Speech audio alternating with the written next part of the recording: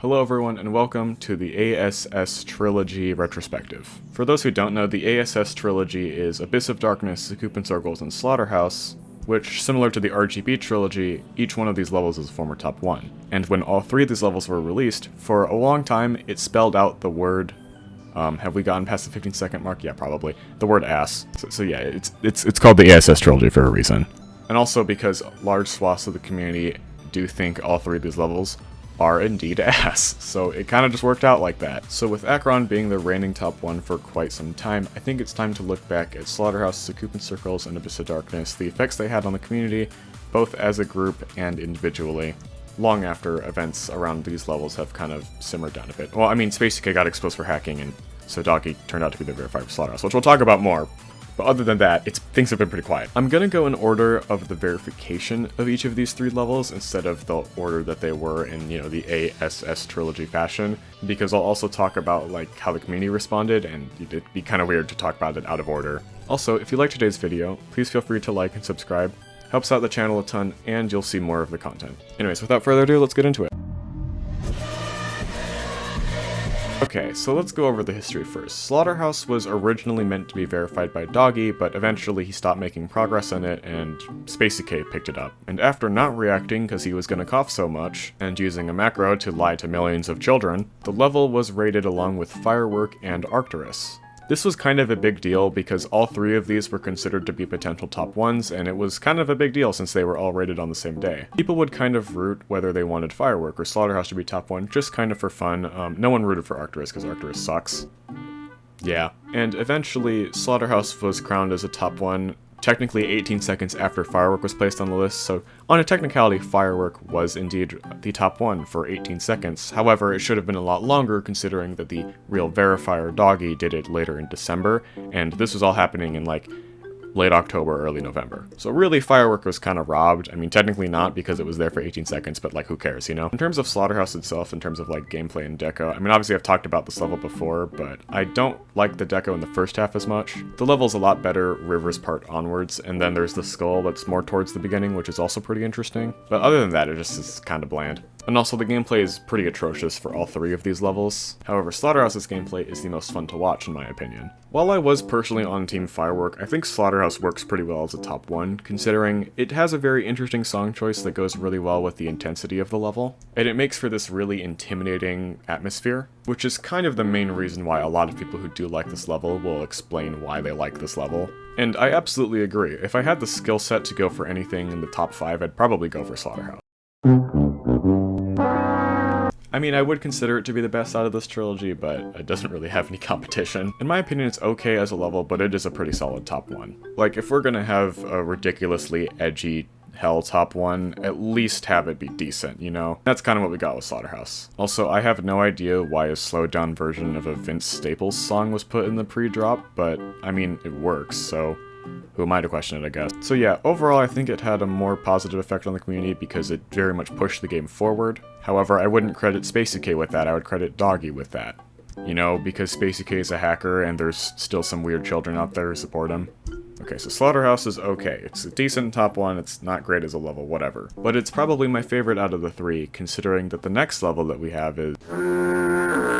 Disclaimer, everyone is allowed to have their own opinion. If you disagree with my opinion, I don't hate you, I just disagree with you. It's really not a big deal. This is a cube game. With that being said, this level is really stupid. You can blame pretty much anything on this level. Controversy within placements in the top 5? Sakupen Circles. Decrease in standards for demonless levels? Sakupen Circles. Further promoting Impossible Level remix that aren't even the original Impossible Level, it's just a nerfed version? Sakupen Circles. No bitches? Sakupen Circles. There are some people who do really like this level, and I'm fine with that, but my god, I certainly don't. In terms of the redecoration, it's like Avernus if the host didn't try to eat the organs of anyone who didn't like the level. And by that I mean it's inconsistent, some parts look kinda cool, and some parts definitely do not. Also, the level's difficulty is changed if you just use Legacy mode, which I don't mind because it's the original deco, okay, I get it, but it's not really the original Impossible Level because it's nerfed.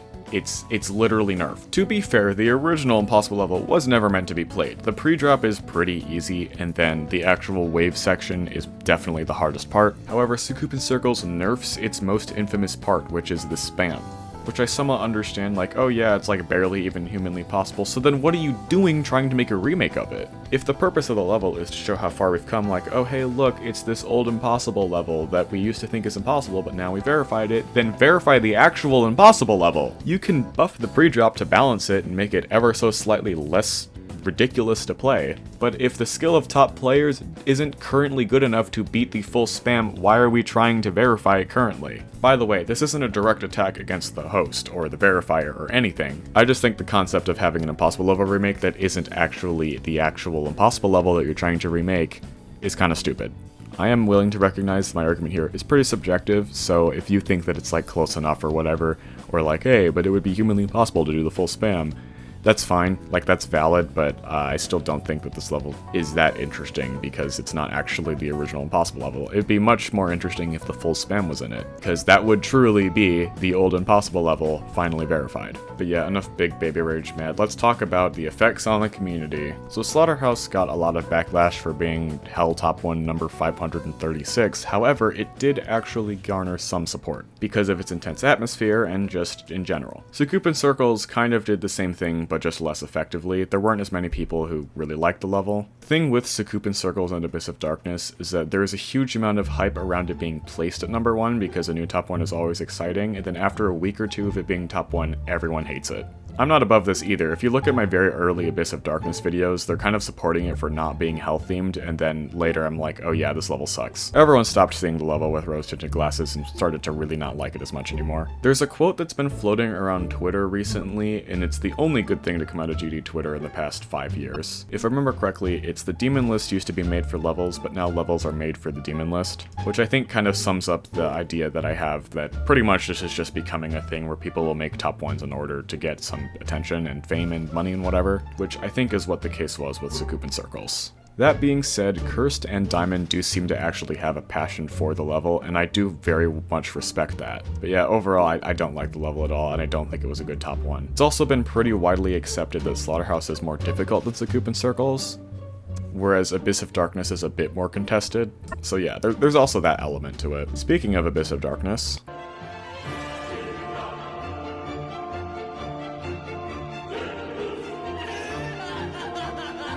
okay, so let's start with the positives of this level. It's open to other colors than red, that's pretty cool, and that's also the only thing that's good about this level. When people say that this level has AI-generated deco, I understand what they mean. Sure, it may not be health-themed, but there isn't a theme. It's not themed around an abyss, because there's only one part that kind of has an abyss. It's a very cookie-cutter solar eclipse / black hole thing, and that's it. It's not themed around darkness, because there are bright parts in the level. I guess you could call it death theme, but I mean, even then, it doesn't really do a good job. I think the end screen is the only thing that explicitly makes a nod to, like, anything that resembles death. Just like Sakupen Circles and kinda Slaughterhouse to some extent, this is a former impossible level. And the decoration was kinda rushed because people thought Dillstick was actually gonna verify it because he had gotten 98 twice, and no one wanted the old Abyss of Darkness to be top 1 because it looks like absolute garbage. But now it looks like sophisticated garbage, so it's okay. I used to not really understand why people would say that this level was soulless or whatever because I didn't think that made any sense. But what I think people mean when they say that is that the level doesn't really have a goal other than just to be top 1.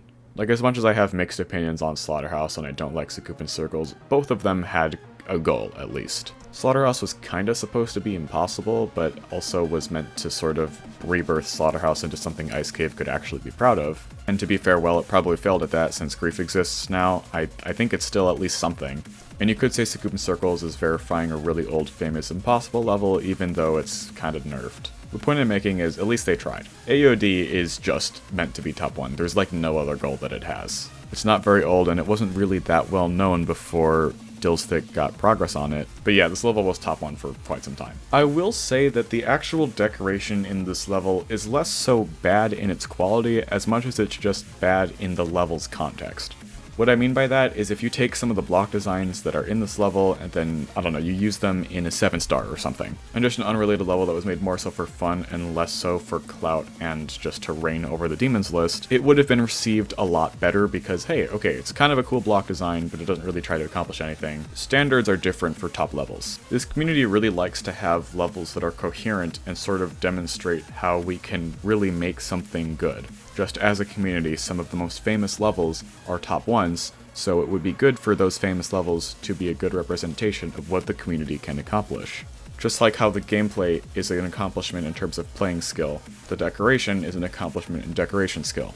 Or at least just have something decent, basically. And Abyss of Darkness's deco was literally just trying to meet the rate standards. So the actual effects on the community are kind of weird with Abyss of Darkness. The only hype that surrounded around the level before with the verification race, and even with Dill's Thick's verification, is that this could be top 1. So there was a bit of outrage in the period between its verification and its rate, because it took about a month for the level to get rated. And then it got placed at number 1 and everyone was like, oh cool, that's awesome, and then nobody liked the level anymore. The hype had died down and eventually Slaughterhouse was moved above it, meaning that the only goal that Abyss of Darkness really had, which was to be number 1, completely disappeared. And now XN has like 3 upcoming top 1s, one of them being Abyss of Darkness 2, which is really funny. So overall I would say this isn't a good top 1 either, considering that the only thing it really accomplishes is not being red, which stands for nothing if the level does the exact thing that people don't like generic red hell top 1s for, which is being very uninteresting. So looking at the overall impact of community, I think these levels did push for harder top 1s.